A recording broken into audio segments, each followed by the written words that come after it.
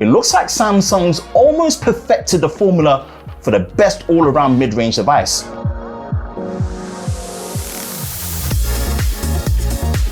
Boasting a colourful, water-resistant design, improved camera tech, beefier performance, and one of the most exciting mid-range mobiles to launch in 2022.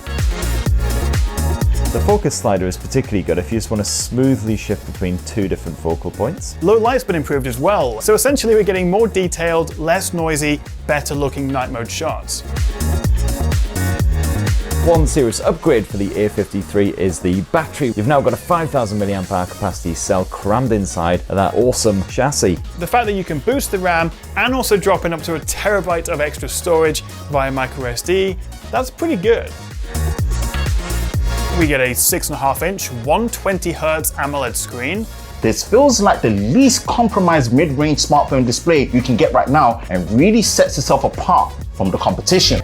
This is probably the mid-range phone you should actually buy.